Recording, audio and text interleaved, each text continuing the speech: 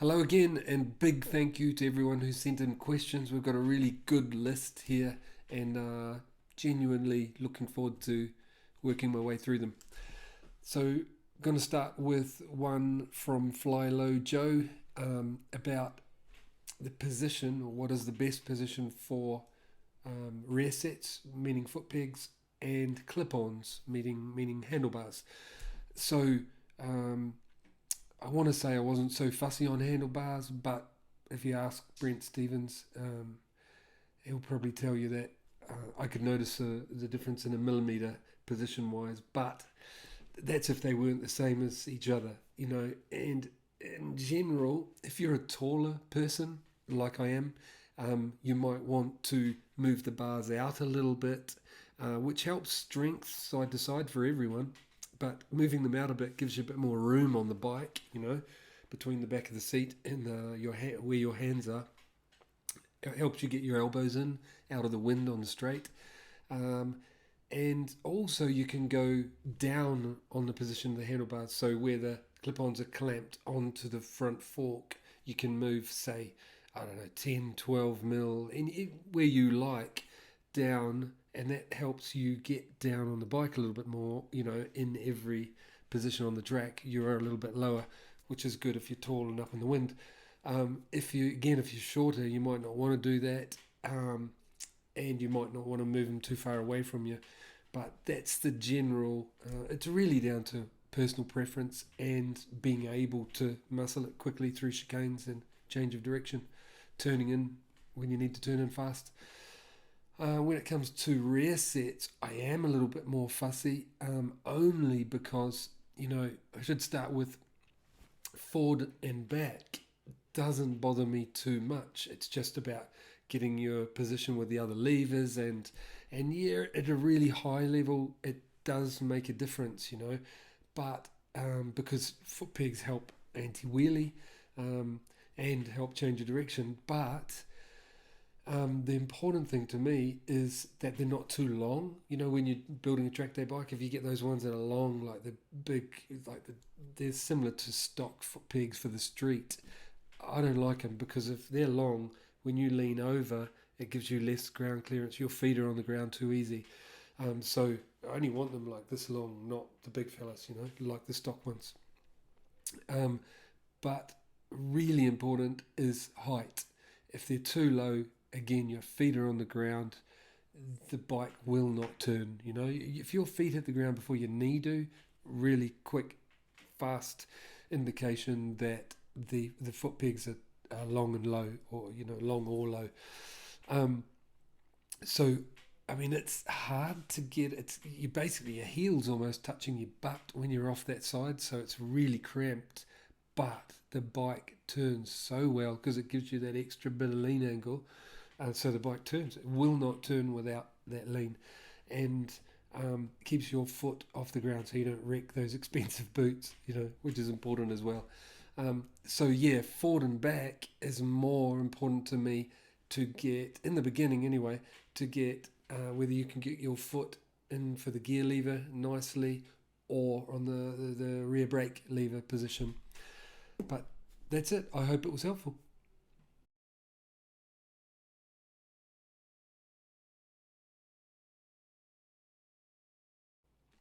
Next question is, what is the difference between fast group riders, meaning fast group track day riders, I think, and GP riders? I feel lucky that I get to see this firsthand, you know, because I ride on the Grand Prix tracks doing track days in all groups, working with clients all levels, including fast group. And then I go back to a lot of those same circuits and work in the pit lane and see what these guys are doing. And they're phenomenal. The difference is incredible. Before I start getting into details, it's I think because they are so hungry, they want it so much, they spend every day thinking how they can be better. And it's very hard to compete with that, you know, from a normal person point of view. It's like comparing the local club champ at golf course to, you know, the best boys in the world. Same as any sport. They're mind blowing good. It gives me goosebumps. How good. Um, for example, braking. Where they break and what they're willing to risk. And how much feel they've got from doing it again and again and again. They can go a little bit too hot and still keep it on the track, even though that front tyre's going side, pushing.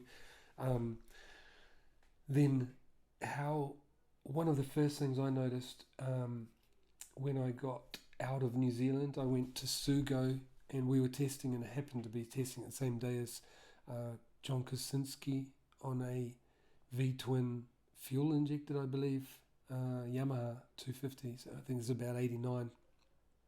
And I, I mean, we were so hungry at that time, so brave, so keen young fellas, that I wasn't blown away with where he was braking, and I knew he'd be on the throttle hard. But what blew me away was how fast he was from upright to, bang it on its side. That was so quick that I was like, wow. Yeah, the bike was light compared to what I was riding, but I still had never seen anyone go from upright to on its side so quick. And to do that takes a lot of confidence, especially in the front. Um, yeah, that is like what it allows you to do is to be able to turn in fractionally later and still make the apex. If you, for example, if you're going from upright to slow on its side when you have less confidence, um, if you turn in as late as John would have been then, you're never going to make the inside because the bike isn't turning as you're more upright. He just gets it to full so quick that it's turning earlier. But the other thing is, when I say they're faster everywhere, is how brave they are on the throttle. They're not afraid to push that rear to the limit, get them fired out of the seat, basically use everything of that rear tyre.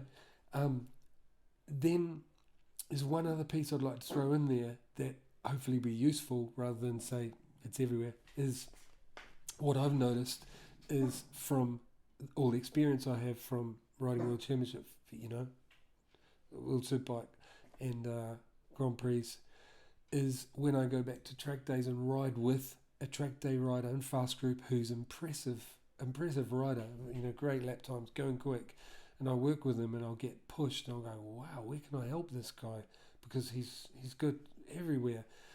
What I've noticed is 9 times out of 10, it will be, when there's almost nothing left, the one area that I know that I can pull when I try is in the middle of the slow turns. In the middle of all, but the tighter it is, the more difference there is. Anywhere that it's more flowing, it's hard to make any ground on because he was good everywhere. But this is more than one person. But when you get into a turn good, they're braking as same as you. I'll be looking in my mirror. They're right there. Then I get the bike on the side and crack throttle. There's a moment between where I first crack that throttle and where I get it, the turning, and when I can pick it up to go. That area takes me less time. So then I can get on the throttle harder earlier, and then you jump away and it looks like you're doing a better exit, when I think he was just as good on the throttle. He just didn't get the bike from that initial throttle. I think it's almost your upper body, your head, your face looking where you want to go. It's bar input, body input, while the throttle's cracked. You're not trying to accelerate, it's just constant. And getting that bike to turn so quicker than him, so I can open the throttle. And I think all he'll see is that I get a better exit, but I think it comes from that area I'm describing.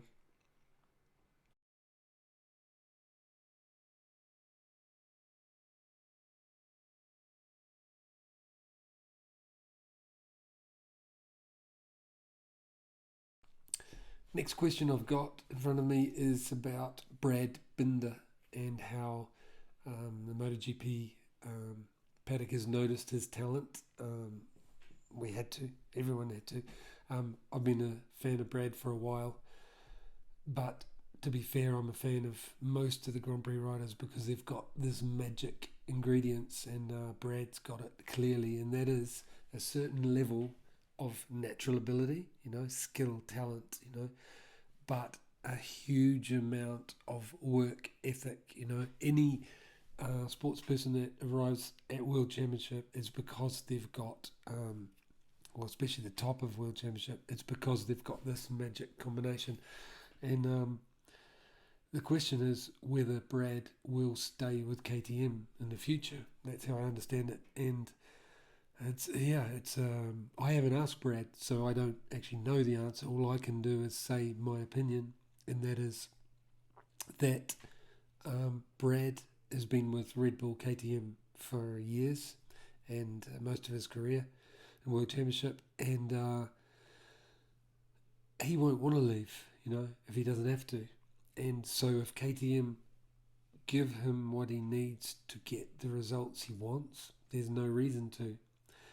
But anyone with that amount of talent, ambition, drive, work ethic, when they get offered a package, in the future, if it happens, if they get offered a package where they can see, or where they believe that can win, they can win on that package.